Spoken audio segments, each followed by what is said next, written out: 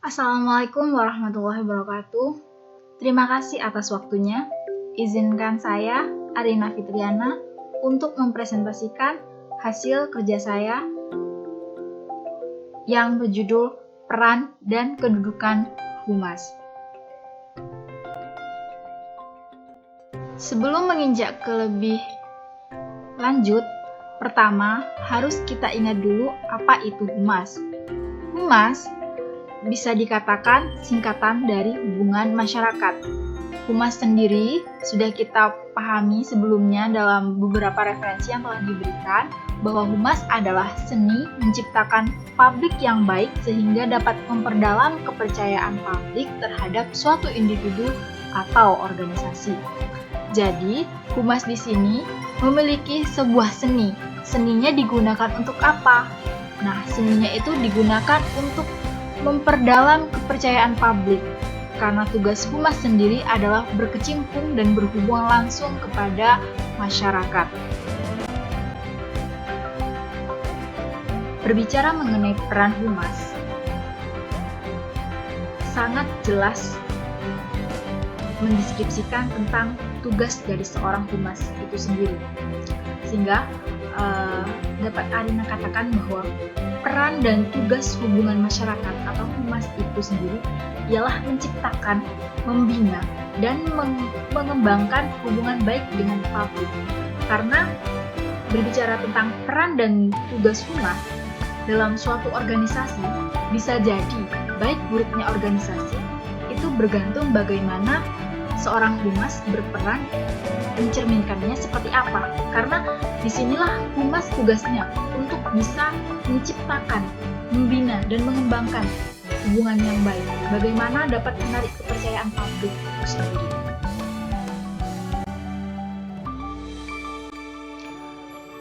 Nah, kita masuk kepada peran humas. Peran humas di sini banyak sekali beberapa para ahli yang mendefinisikannya. Kalau kita garis dasar dari peran sendiri dalam KBBI, artinya adalah suatu tingkah dalam kemasyarakatan. Nah, Dozier dan Bloom tahun 1995 mendefinisikan bahwa peran humas itu ada 4. Yang pertama adalah ahli mendeskripsikan. Kenapa peran humas ini memiliki ahli dalam mendeskripsikan? Karena hal ini juga menuntut akan sebuah tanggung jawab dan keprofesionalan dalam seorang humas. Kedua, komunikasi fasilitator, yakni di mana seorang humas juga dituntut untuk bisa berkomunikasi dan juga bersifat sebagai fasilitator, baik itu dalam organisasi ataupun nanti hubungannya dengan publik. Yang ketiga, humas juga dituntut untuk berperan sebagai fasilitator dalam pemecahan masalah, karena jika ada masalah, maka humaslah di sini yang memiliki peran yang paling utama. Dan yang terakhir, humas itu memiliki peran sebagai pelaksana teknis komunikasi. Nah, tidak lepas lagi bahwa humas itu memiliki titik berat dalam komunikasi, utamanya dalam pelaksanaan teknis. Baik itu nantinya di teknis lapangan, itu humas adalah kendali yang utama.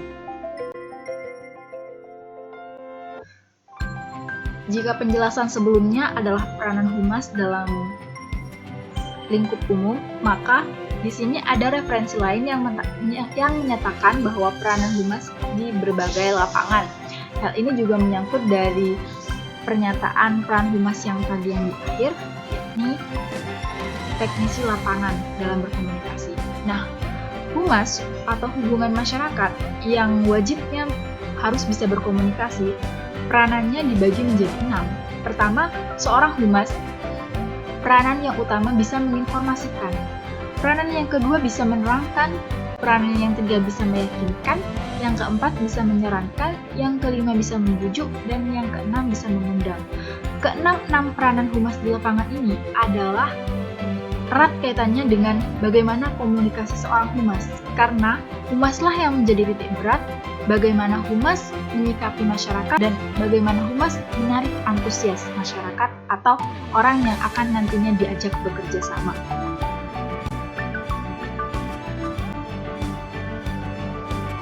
Jika sebelumnya membicarakan tentang peranan humas, maka saat ini kita akan membahas tentang kedudukan humas. Namun, apabila di sini ada teman-teman yang masih belum paham tentang peranan dan kedudukan humas perbedaannya, maka izinkan Arina menjelaskan berdasarkan referensi yang sudah Arina baca di KBBI. Berbicara tentang peranan, sangat erat kaitannya dengan tingkah laku. Jadi, jika membahas tentang peranan humas, maka yang akan dijelaskan adalah tingkah laku atau kinerja seorang humas itu sendiri. Sedangkan berbicara tentang kedudukan, sangat erat kaitannya dengan tingkat atau martabat atau keadaan yang sebenarnya. Jadi, kedudukan humas yang Arina ketahui yaitu adalah menilai sikap masyarakat agar tercipta keserasian antara masyarakat dengan kebijakan organisasi atau instansi. Jadi kedudukan humas di sini atau keadaan yang sebenarnya yang harus dilakukan oleh humas adalah menilai sikap masyarakat, di mana humas sendiri di sini adalah sebagai penilai, penyelia antara masyarakat dan kebijakan organisasi atau instansi, sehingga nantinya peranan-peranan humas itu dapat dilaksanakan. Nah, berbicara tentang kedudukan humas, di mana seorang humas itu sendiri adalah sebagai penyelia, sebagai penilai, maka humas di sini dituntut memiliki 4 kemampuan. Yang pertama, humas harus memiliki kemampuan dalam mengamati atau menganalisis suatu persoalan berdasarkan fakta yang ada, karena nantinya humas yang akan menjadi penilai. Kedua, humas harus memiliki kemampuan untuk menarik perhatian, karena nantinya selain humas sebagai penilai, humas nanti harusnya bisa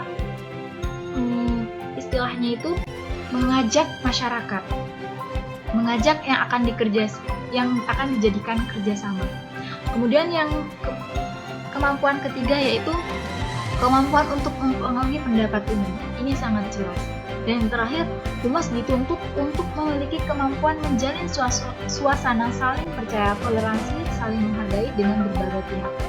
Karena humas di sini adalah yang nantinya menjadi sebuah relasi kepada instansi atau organisasi luar. Jadi wajib hukumnya jika seorang humas dituntut memiliki 4 kemampuan ini.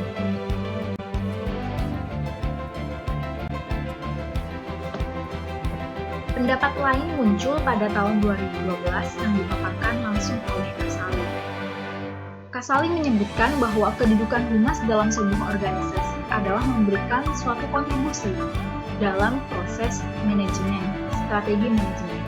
Hal ini tentu sangat bertentangan dengan pendapat sebelumnya, di mana pendapat sebelumnya hanya menjelaskan bahwa kedudukan humas itu sebagai penyelia atau penilai. Sedangkan di sini kedudukan humas adalah memberikan kontribusi dalam proses strategi manajemen dalam sebuah kegiatan humas itu sendiri. Keduanya adalah sama-sama benar, saya tidak dapat menyalahkan karena berbicara dengan peranan tadi, kedudukan ini sangat berhubungan erat dengan peranan. Yang pertama, humas bisa bertindak sebagai penyelia atau penilai karena humas yang akan menjembatani antara instansi humas itu sendiri dan pihak luar atau relasi yang akan diajak kerjasama. Sedangkan di sini humas juga bisa berkedudukan untuk memberikan kontribusi yang baik karena humas sendiri juga yang nantinya akan langsung kepada masyarakat atau humas sendiri langsung yang akan berhubungan dengan relasi yang akan diajak kerjasama. Dari penjelasan Arina mengenai kedudukan dan peran humas, antara kedudukan dan peran humas, jika dicari perbedaannya secara detail, maka hal ini mungkin tidak bisa ditemukan karena antara peran dan kedudukan keduanya saling keterkaitan. Di mana ada peran, di situ ada kedudukan. Juga peran dan kedudukan humas hampir mirip dengan bagaimana seorang humas itu bertanggung jawab, karena humas di sini bagaimana untuk meyakinkan layaknya suatu organisasi baik atau buruknya bergantung kinerjanya humas, bisa jadi seperti itu. Sehingga di sini Arina dapat simpulkan juga bahwa Peranan merupakan sebuah aspek dinamis dari status atau kedudukan. Apabila seorang telah melaksanakan hak dan kewajibannya sesuai dengan status yang dimilikinya, maka ia telah menjalankan perannya. Peranan adalah tingkah laku yang diharapkan dari orang yang memiliki kedudukan atau status, sehingga antara kedudukan dan peranan tidak dapat dipisahkan. Juga tidak ada peranan tanpa kedudukan.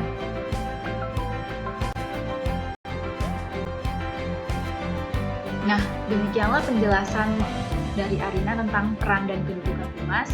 Apabila masih belum jelas dan perlu didiskusikan, silakan. Di sini Arina juga menyampaikan pendapat berdasarkan Arina yang paham. Silakan teman-teman yang lain juga bisa berpendapat. Sekian, terima kasih atas waktunya. Assalamualaikum warahmatullahi wabarakatuh.